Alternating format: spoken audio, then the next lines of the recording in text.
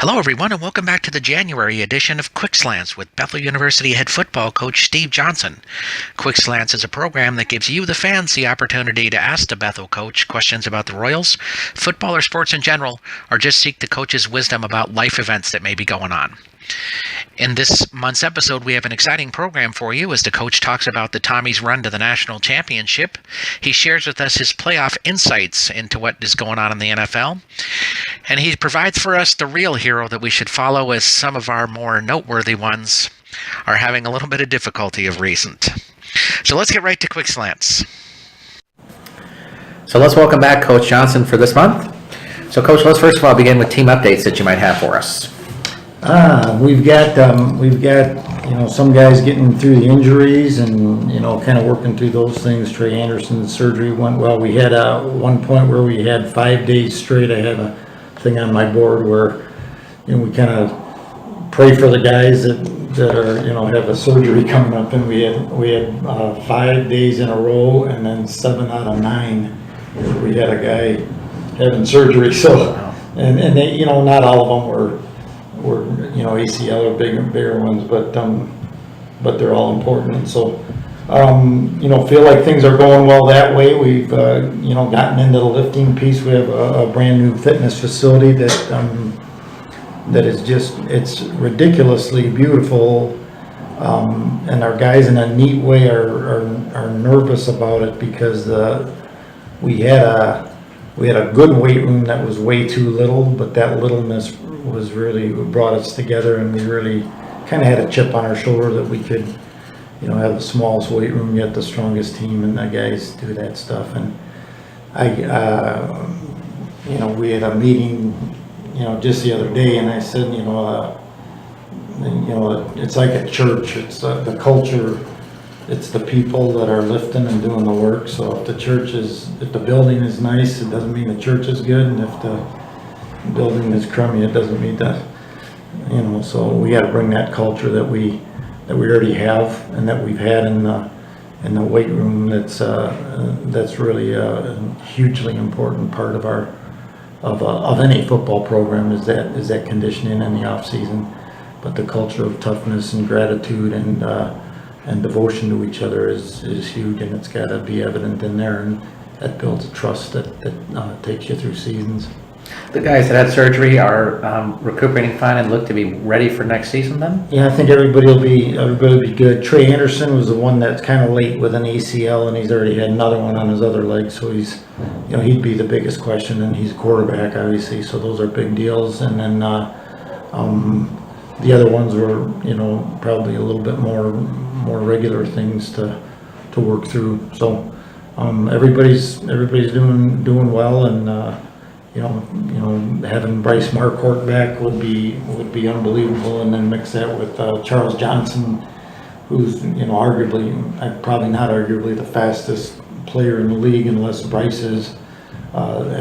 He was injured all year, really kind of hobbled, and so having those two guys back healthy would be phenomenal. A receiver and Charles, I think, was second in the 100 meters, for a conference track meet. That's why I say that he's that fast. So, having him healthy with Bryce, and then also we got some young guys, John Petlack, and then Jackson Cantfield's not a young guy, but the receivers really excited about those guys, and Gunnar Bloom at back with Brady Baumsta. So we're pretty excited about some things coming up. I bet. Yeah. How's recruiting going for you so far? It's going well. People ask that all the time, and I think at all levels it's this way, but at Division III, maybe even especially, it's like, somebody said, well, you're behind on recruiting, and it's like nobody's ever said we're ahead on recruiting. So, that's just baloney. You just do it every day, and it's an everyday deal, and some people don't ask you about recruiting like during the season, but we do a lot of recruiting during the season. We have kids in, and we have a lot of kids in, and come to our games, come to our meetings, and all those different things. And so, at Division III especially, you're recruiting every day, and at Division I too. It's just in a different way, And so, But it's the volume of the amounts of kids. We're just trying to attract kids. Here's where recruiting is going great, Robert, is then we want to do the best we can to state who we are in our culture. And when the kid comes, if a kid's attracted to that and visits and then sees that and feels that, you need to recruit to what you have, to the culture that we have. And if someone is attracted to that, it kind of is, wow, I gotta go here, you know what I mean? And so, and that's a neat thing. And so that's what we do. We do have phenomenal facilities. We got all those different things, but we don't really talk about that very much. We're really into, getting the right guys at the right place, and that's where the ultimate joy and growth is.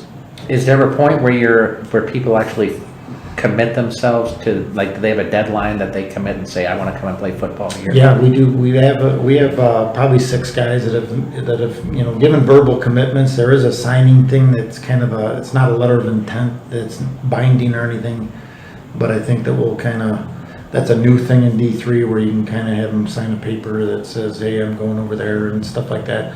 Traditionally, it's been when you put your deposit in, like your $100 deposit, and I'm going here, and that usually, I don't know what the legal thing is. So we don't talk about, I don't think we can say names, but even if we could, we don't want to speak for someone else, and we don't want to, you kind of want to close deals on one hand, and it's nice to know.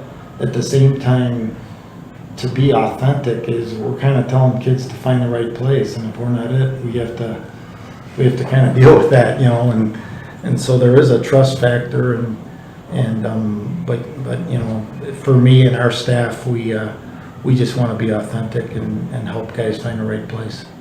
We had a few people that asked kind of your evaluation of the Chicago Bears. So we'll just let you do a Chicago Bear analysis on the season here, what you walk away with. Okay, I've probably said this before, but because of what I do for a living, I don't get to be as big of an NFL fan as I am maybe with the Cubs and the Blackhawks and the Bulls, and so.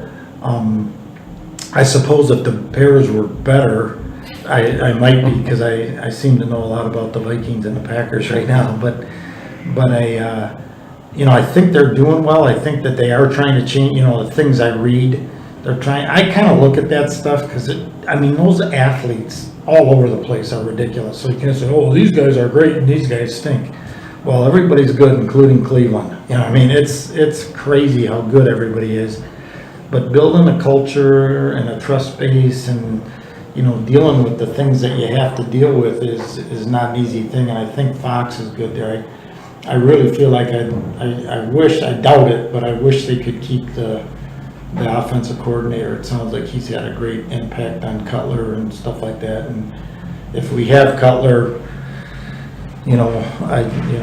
hopefully help him be as good as he can. I'm not a big Cutler fan, but I'm better than I was, and not just because of his play. He just says stuff that's not as stupid, So, but your quarterback is it's a big deal who your quarterback is, And I think just growing up in Chicago is, McMahon was kind of a nut and goofball, and he was okay because he's kind of a tough guy, even though he's a little goofy. But when I was a kid, it was Bill Wade, and he was just a stalwart, strong Christian guy. Nobody knows who the heck he is, and but you get tough guys, you need Dick Butkus, and then if the quarterback's a tough guy, be nice if he could throw it a little bit. Anyway. Dick Butkus for quarterback. I like it. We also had quite a few people who asked about your opinion about the playoffs, so we'll just go through each of these instead of going each question. So Kansas City and Houston, who do you see winning that game, and why?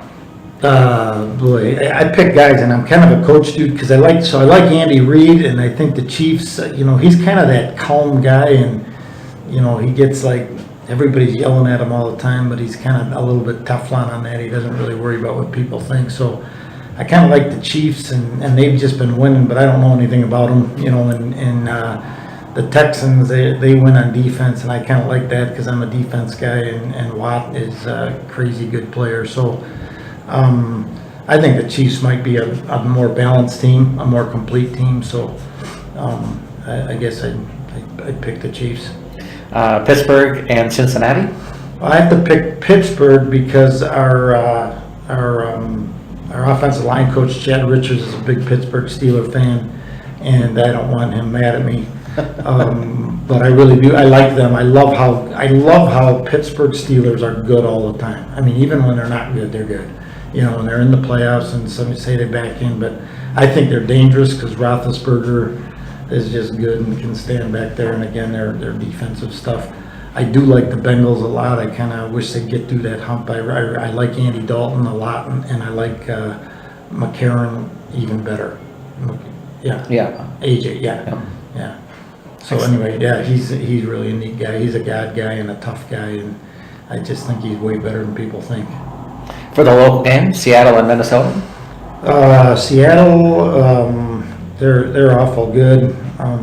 You know, the Vikings, it's going to really be a defense. I mean, they keep talking about Russell Wilson. They keep talking about the Seahawks defense. But I think, you know, if the Vikings defense can rise up and give us a shot, we could, you know, Vikings could beat those guys. But, you know, you have to, I'm sure the Seahawks are favored.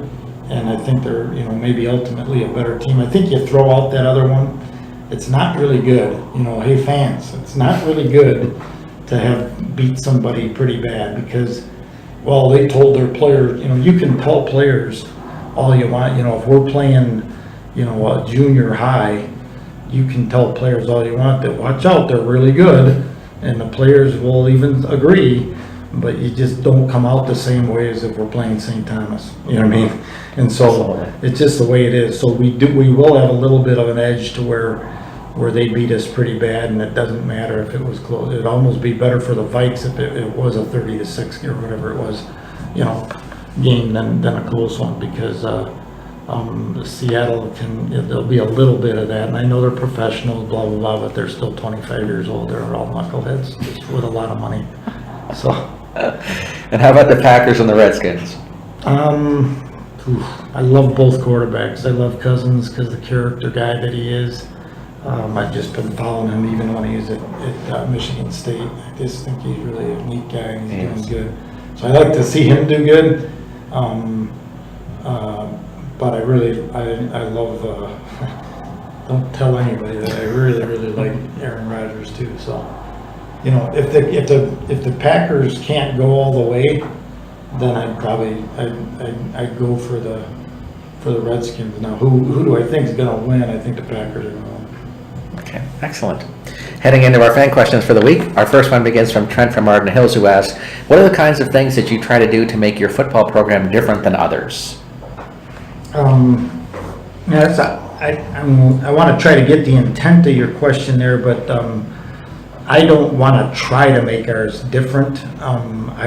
We are really adamant right now, and we've done this a lot, but never as intentional as right now. And part of it was our season that we had. We had a rough season as far as injuries, and the Oregon coach Helfrich he said some things last year that really connected with me. But he talked about, I think they had a guy sent home, a real good player for national title, game or whatever, for a drug deal or whatever. And he said, well, you've got to manage things, and within your. And I think about this in life, and I think about this in, even in your spiritual. You've got to manage injuries. You've got to manage weather. You've got to manage heartache. You got to manage, big victories. You beat somebody 50-0. You have to manage that because you're not as good as 50-0 probably, and they're not as bad as that. You know what I mean? So those are different things. And so how do you do that? And so I think that you got to get down to the core of who you are. And so I'm not saying that this is different than others, but it might be but what is valuable to us is, and I reiterated this with our team this week, is that we are our foundation is in Jesus Christ and His work on the cross, and the first thing is we're grateful. If God wants to have a relationship with us and sends His Son for us, holy cow! So that caused us to come up grateful. Now I don't want that to be a one-time thing. How do I make that part of who I am and us, as collective football guys, but we got to do a guy at a time. And then second thing is tough, and toughness for us is discipline. Do the right thing every single day and time, and when you don't, admit it, understand it, and get better.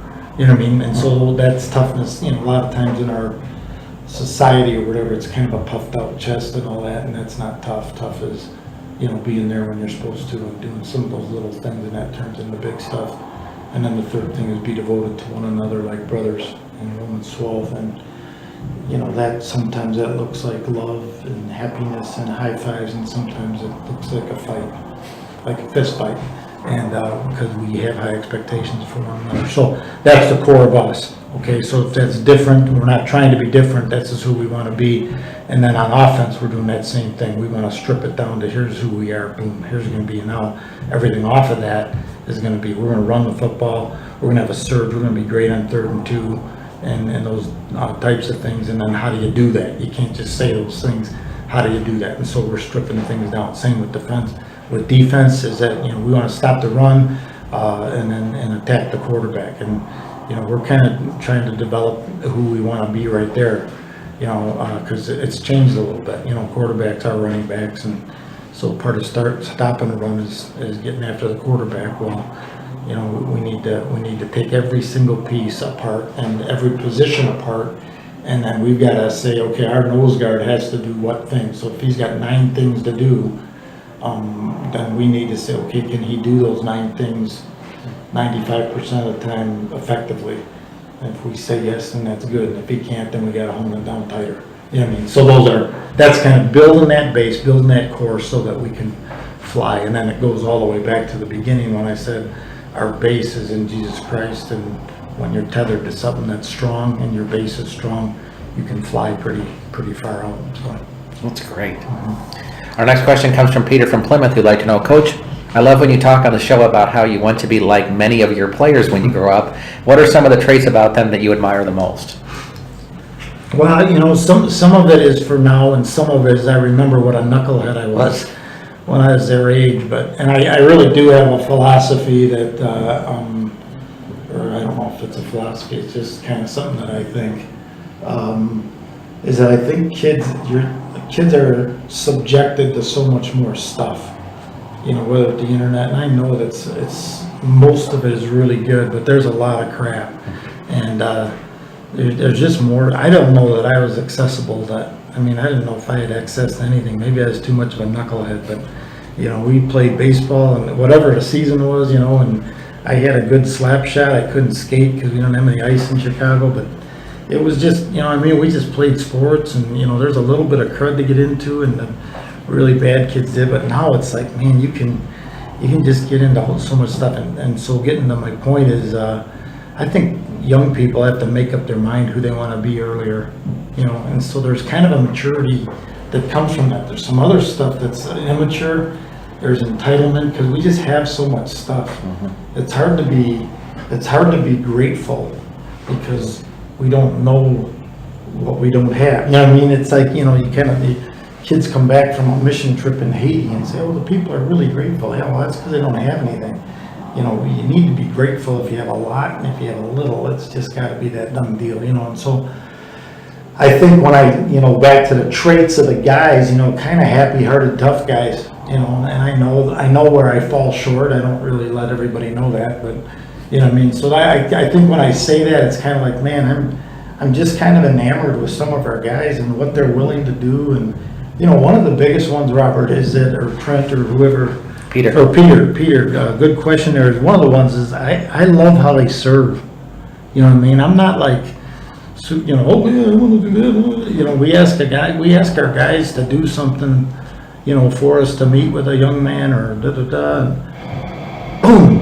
Just right now, and I just don't know if I was insecure or selfish or whatever, but I don't remember being like that, and so those are the kind of things, that they're servants and they're happy-hearted, tough guys, and they work hard, and and we don't really have to tell them or ask them; they just go. Part of that's the culture. That is excellent. Next is from Jack from Kansas City, who'd like to know, with Jackson Canfield, Charles Johnson, and Drew Neville returning, you have 3 really outstanding receivers, and of course Bryce Marquardt as well. Do you see the passing game having a much more prominent place with the football team next year? Well, the passing game is, it's really incumbent on your situations, on your quarterback, on your receivers, on all those different things. I don't think it ever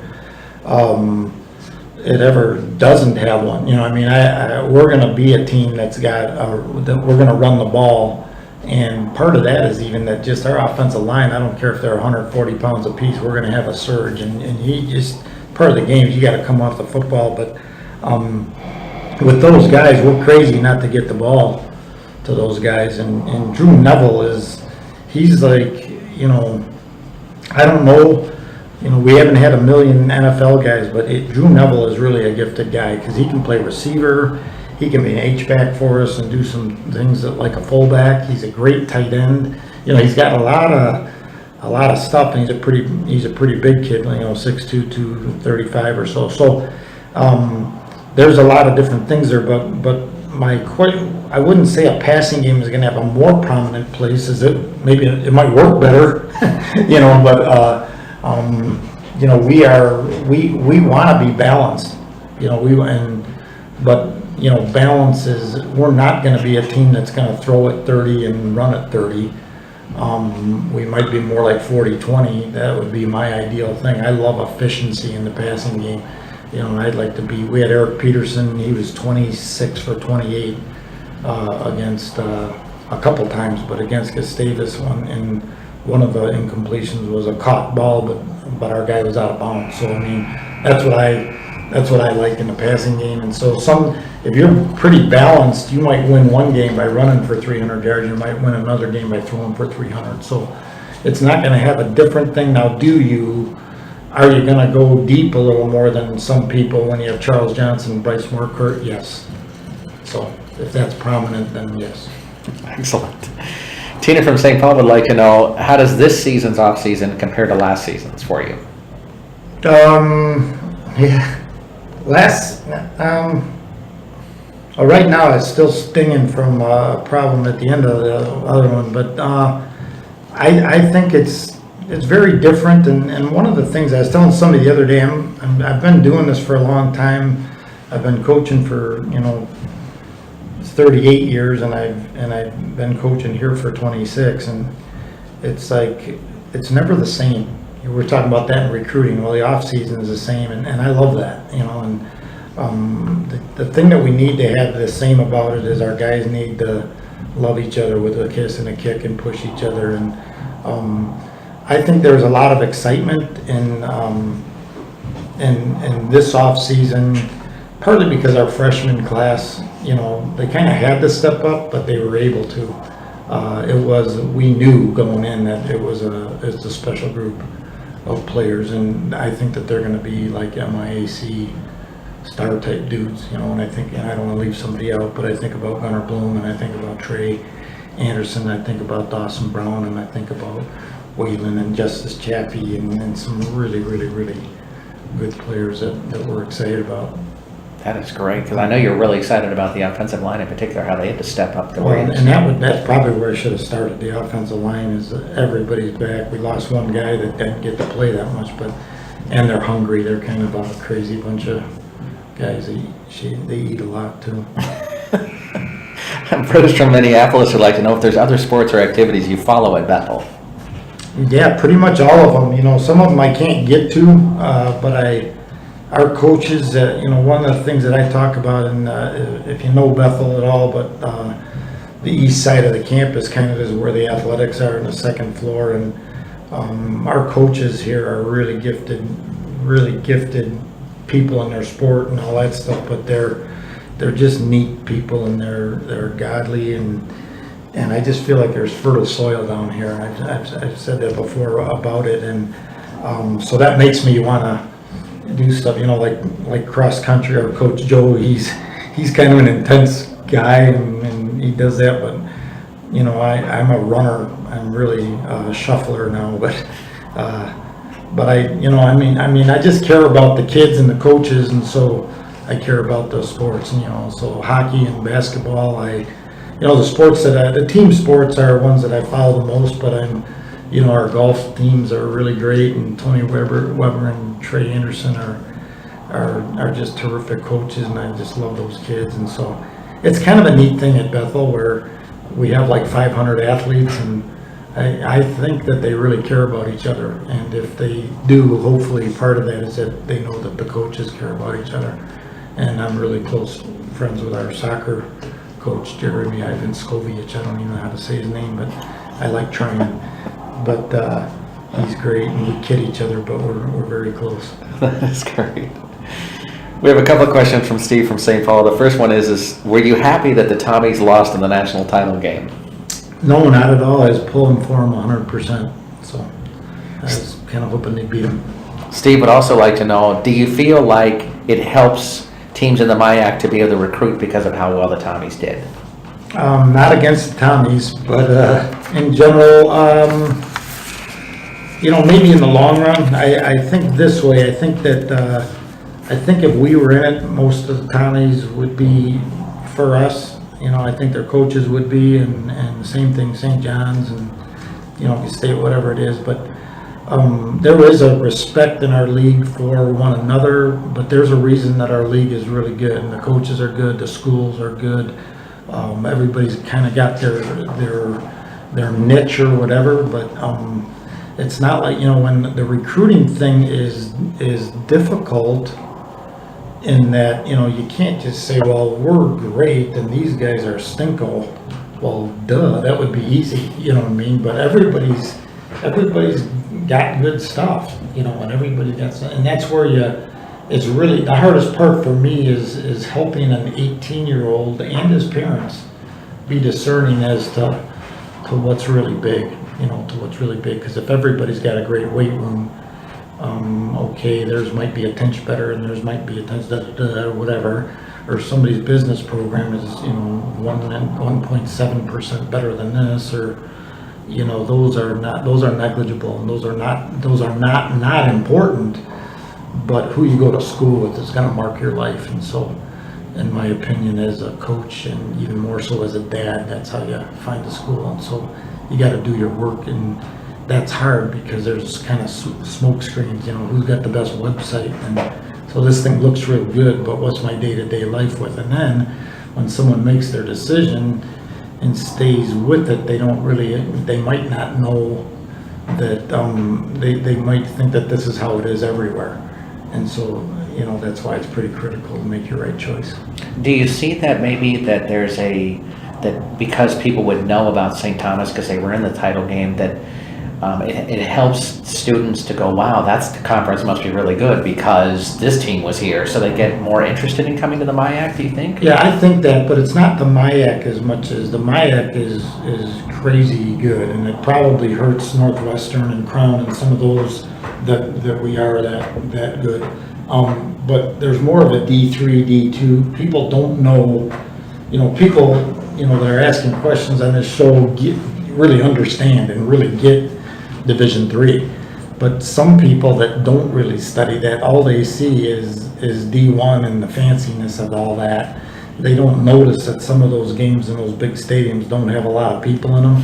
And then Division 2 is higher than Division 3, but they don't take it all the way to the field. What's the atmosphere, even on game day? There's Division 2 games even in our state where, there's a couple hundred people here and at their games, and at ours there's, it might be 7,000 in a 5,000 seat auditorium. And so it's the D3 thing more than the conference being great, because, the people around here that know it, and the people that aren't from here, it doesn't mean that much to them. I find it kind of interesting that Division 2 seems to be the lower level in a lot of the attention that's around it. I mean, I understand the athletes. That's in Minnesota.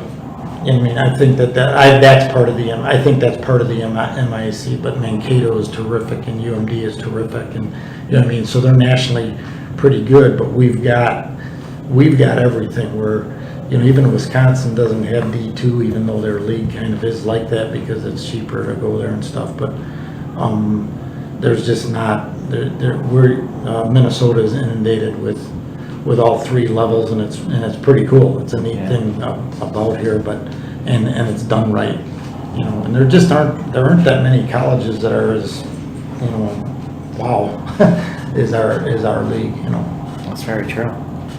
Our next question comes from Craig from Des Moines, who'd like to know, of all the people with bad juice you have to agree that Johnny Manziel is at the top of that list. Oh boy, I have a really bad attitude about him, and I know that he's a great athlete and stuff, and he could kill me if he wanted to, but he needs a spanking or something. He's just a punk, I just think, and I don't know, I feel it kind of makes me sad that, I'm glad that the media is kind of calling them out a little bit instead of, glorifying them, because, we talk about in our recruiting is, really even in our lives, it's just like, Proverbs 13:20 says, he who walks with the wise grows wise, he who's in the company of fools is in danger, and we call that the horse and the jackass verse, and Johnny Manziel is a jackass, and unfortunately jackasses follow jackasses. Next thing you know, there's your culture. So that's where, the Cleveland Browns, they've got work to do before they even set foot on the field, you know what I'm saying? And that makes my heart sad. Oh, that's really tough. Sam from St. Paul would like to know, do you have a Coach Johnson top 5 in the NFL heading into the playoffs? We went over that a little bit. I'd say the Carolina's really good. I think they're good and they're hungry. Who's not on? I'd never Arizona, really. New England. Yeah, I love Arizona. I love Arians. I love their coach. I think Seattle's got a shot. Out of these other ones, I think Seattle's got a shot. I think I don't know if the Packers can do it or not, but Seattle and the Packers have a shot, and then I'm not sure about Denver because their defense is really good, so they might be okay. And it's really hard to pick against Tom Brady. It is very hard to pick against him. Those are, I don't know if I said 5, but it's close. Mike from South St. Paul asked, does it surprise you to see how well the Vikings are playing right now? Not really. I mean, I think, they're built pretty, they're kind of like what I'd like to be a little bit. They're really good on defense, sound, solid, attacking without, I think they, Coach Zimmer, he does some blitzing there where you don't know they're blitzing, and he's got good timing, good feel. I like how they play defense, and they start with defense, and then their next thing that you kind of know about is Peterson, and so they run the ball with authority, and whenever you can do that, you got a chance for a guy to be efficient, and Ponder wasn't very efficient, and whoever, the list of guys, but Teddy's pretty good, and so because those things kind of came together, I'm not surprised. I think they're really good, and they have a good playoff. They have a good playoff scenario. If you're just kind of flipping it around and you're trying to outscore somebody, and I don't think that's a great playoff thing. Our next question comes from, where are we at? Oh, here we go. Glenn from Chicago who asks, does it make you feel good to see the Packers struggling so much? It would if the Bears were in the mix. It really would, but I kind of admire, Rodgers, and I feel bad that their receivers aren't. I don't know who's.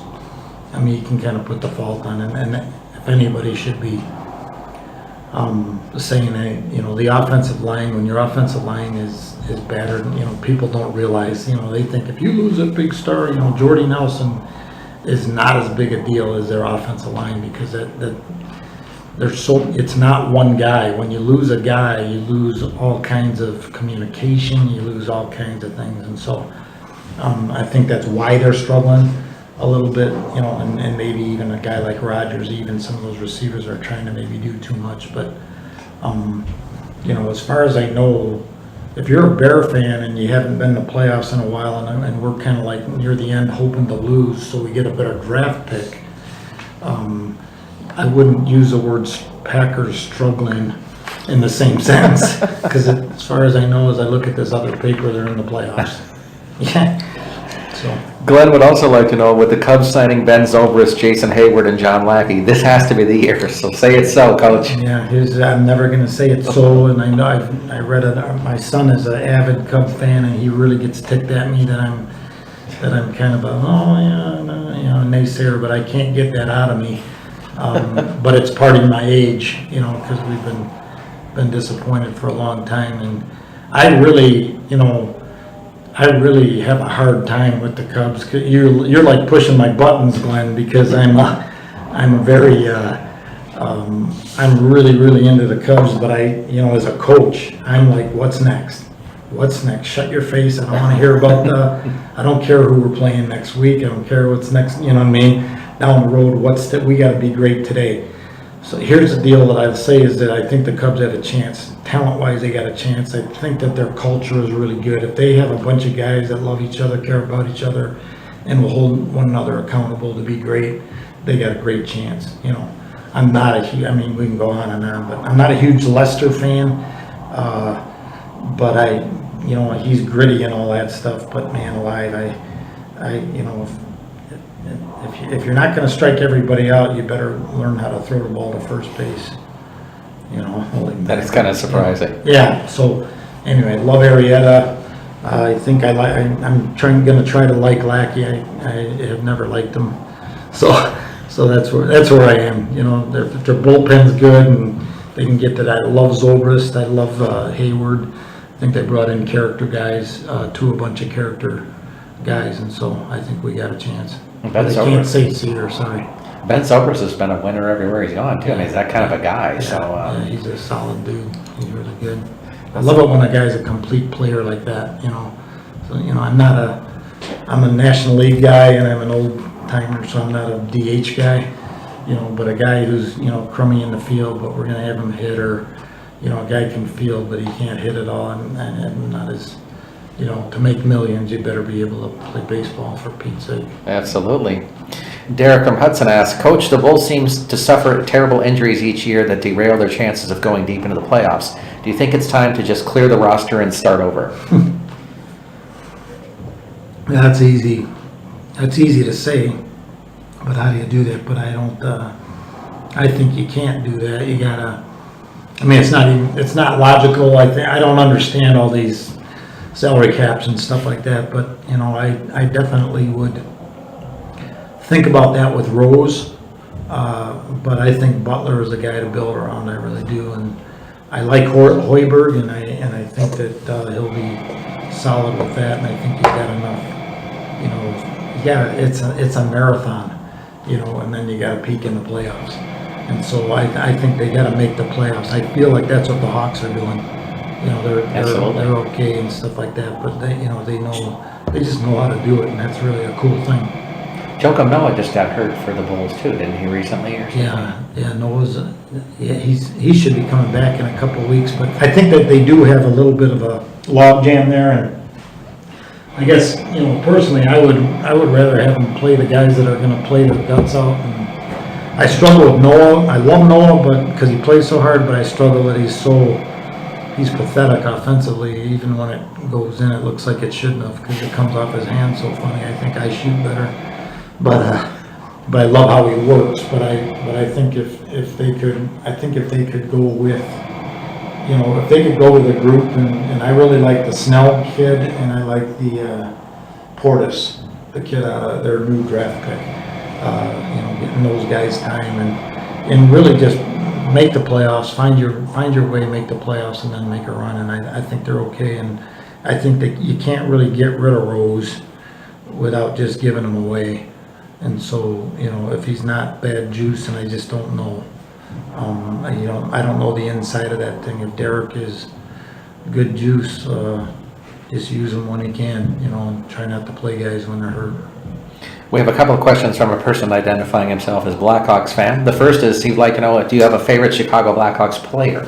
Yeah, Bobby Hull would be probably my favorite as a kid. I just thought he was the greatest ever. He could just fly down the left wing, and he'd slap shot would just, he was unbelievable. So he'd probably be my favorite of all time. I like Keith Magnuson. He's a fighter guy, tough guy, and but Whitey Stapleton and Bill White, Pierre Palat, these are old guys, but I love those guys. Kenny Warren, Eric Nestorenko. Remember those guys? That was a good time for the team, too. Yeah, it was. And then they traded Phil Esposito. Not that many people know that. They traded Phil Esposito and Kenny Hodges, and they didn't get a whole lot. They got Gilles Marat and Pitt Martin, and they were okay, but they weren't, Phil Esposito. So those were some great ones. Blackhawks fan would also like to know, the Blackhawks seem like a lock to make the playoffs now. You talked early in the season that your only concern was if they would make the playoffs. Now that they look solid, do you see the team as that they look prepared to repeat? Yeah, I think we talked about that a little bit already, but I do think that they're, I love Quinville. He's no bones about it guy, and the guys react to that well. It doesn't feel like they're babies, but they got their leadership is full of toughness, and I think probably mostly,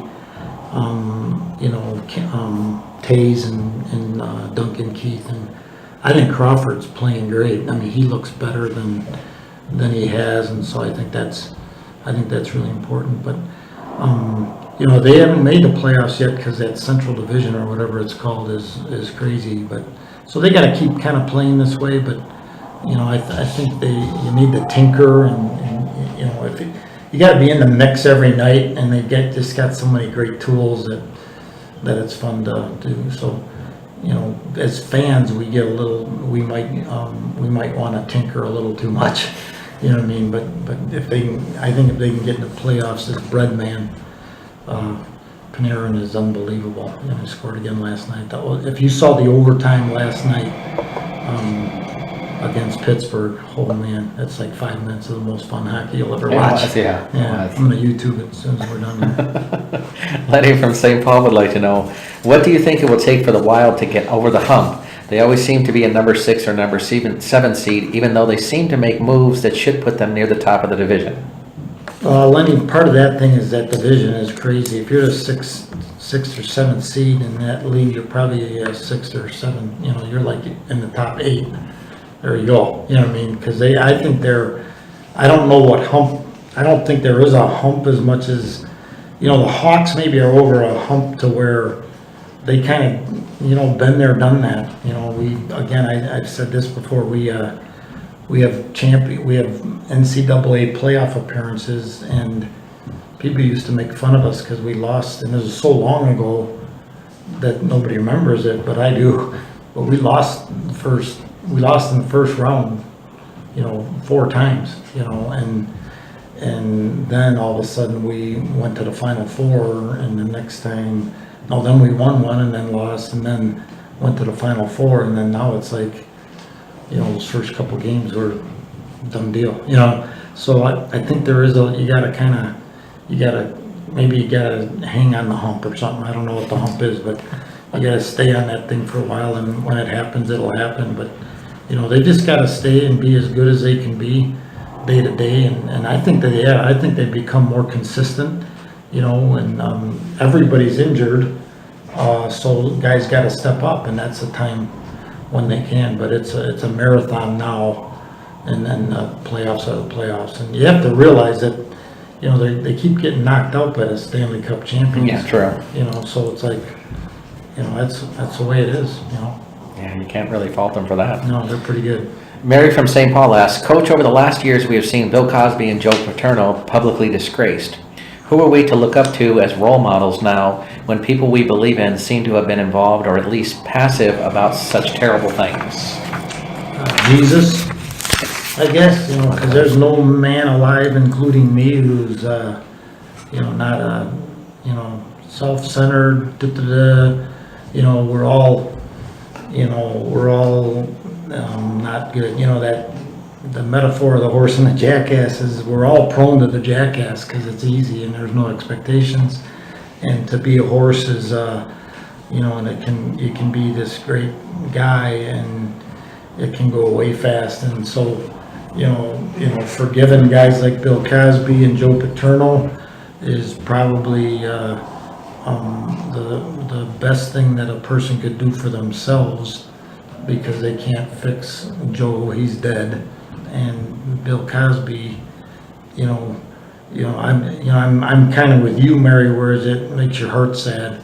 Well, oh boy, if we can't, Tom Osborne and Joe Paterno gave a talk when, this is probably 10 years ago. Tom Osborne's a great coach at Nebraska and just an amazing God guy, and they gave a talk together at a coaching convention that I was at, and I knew exactly who I want to be like. When I listened to those two guys, and Joe Paterno was very funny and very entertaining, and Tom Osborne was deep and kind and strong, and so probably a little Jesus-y. He didn't have smart aleck comments like I probably would have. Yeah, so I don't know who we can count on, but let's look for hope. Absolutely. Keep our eyes on Jesus. Mm-hmm. Olivia Richfield asks, Coach, what kinds of family traditions do you and your family follow? I'm assuming she's talking about Christmas, so we'll go with that.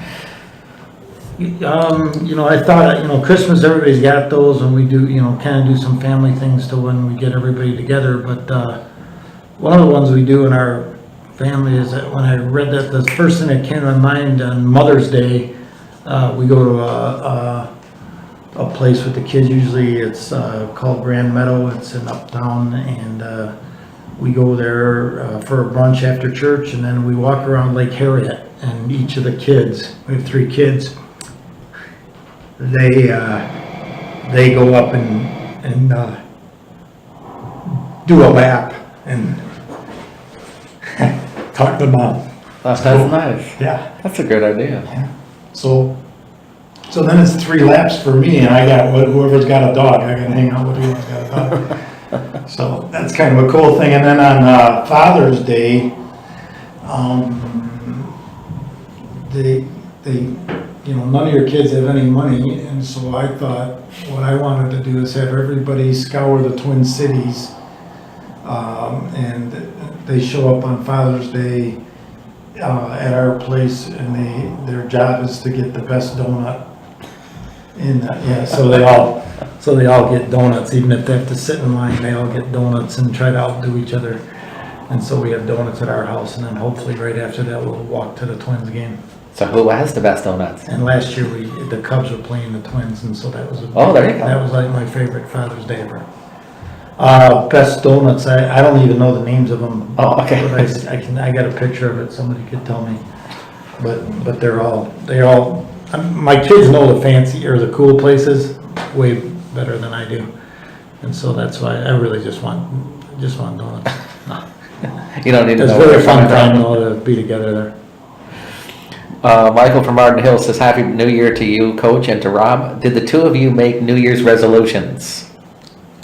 Yeah, I make weekly resolutions, and it's usually right after I have 12 Reese's peanut butter cups. I'm not too much of a New Year's resolution guy. It's in the midst of a recruiting intensity, and kind of some time. There's kind of not too much time off, and I think it's overrated that guys gotta sleep at the office. I think Coach Zimmer does that or something, but I don't think you need to do that so much at this day and age. But it's never out of your mind, you know what I mean? And you're kind of working, and it's good, it's not. I'm not complaining, but I don't want to have I'm going to do this. Every time you kind of, I'm going to one more time, and then I'm going to do this. And that's not good. Why don't you just stop now or start now, whatever. So I guess I don't know if you do. For myself, I was fasting just after Thanksgiving, and my message from the Lord was to embrace the Lord this year.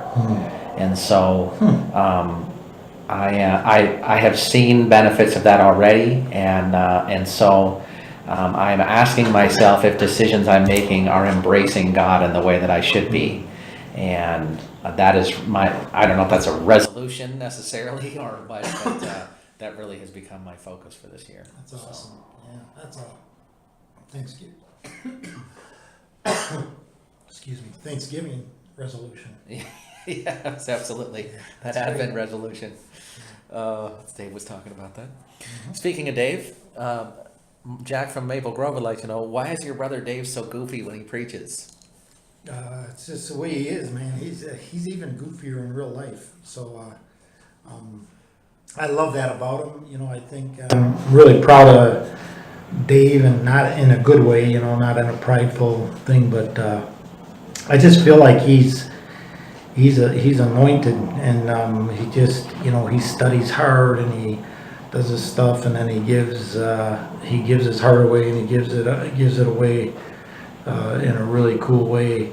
But I think the goofy thing is, and I mean this in a complimentary way, but except that it means that he's goofy, but he's really authentic. You know what I mean?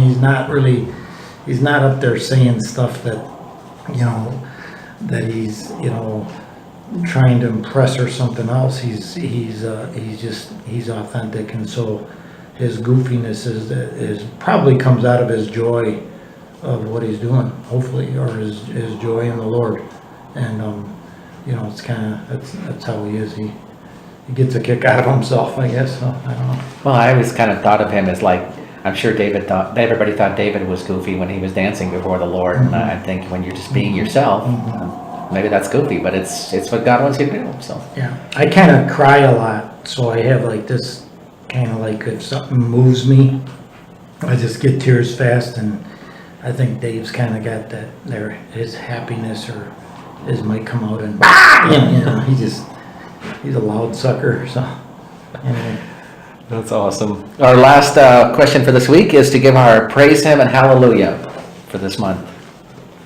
So what are we praising God for? You know what? He is so good, and you know, it was really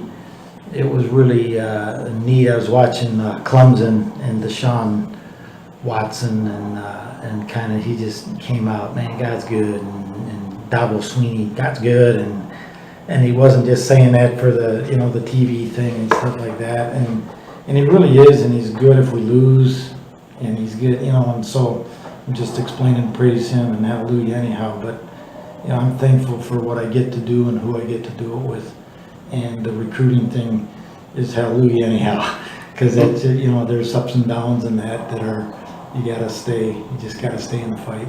That's excellent. Thanks for joining us this month, Coach. All right, my joy. We want to thank Coach Johnson for joining us on Quick Slants this week. If you have your own questions you'd like to ask the Bethel Coach, please send them to us at stevejohnson@minorleaguesportsupport.com. That's Steve Johnson at minorleaguesportsupport.com. Just as a reminder, during the off-season, the show is recorded the first Wednesday of each month, so we ask that you have your questions sent to us by that Tuesday prior to the Wednesday. I want to thank you for joining us. I'm Rob Paneer, the managing editor of the Minor League Sports Report, and we'll look for you next month on Quick Slants.